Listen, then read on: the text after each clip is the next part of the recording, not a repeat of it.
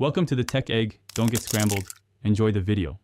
You start by confirming the basic prerequisites: the same PBIX file, identical field names, and the pages you want to link.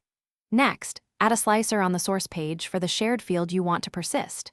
Once done, open View and enable Sync Slicers. Select the target page so the slicer state flows across pages. This is faster than copying visuals.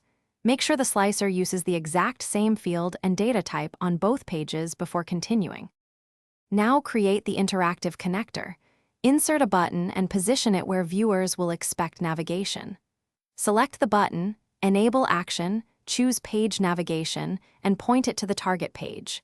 If you need to preserve visual state beyond slicers, capture that state with a bookmark and assign the bookmark to the button instead. Make sure tooltips and icons are clear for users. Test the button in Reading View so you can see the navigation and confirm the synced slicer selection. Finish by thoroughly testing the connection in Reading View. Choose a slicer value, click the button, and confirm the same filter appears on the target page. If the filter doesn't persist, make sure Sync Slicers includes both pages, the field names and types match exactly, and no visual level filter overrides the slicer. When things get complex, use bookmarks to capture full page state. If visuals act odd, clear Power BI desktop cache and republish. That often resolves stubborn inconsistencies. Thanks for watching. Consider subscribing if I helped unscramble your problems.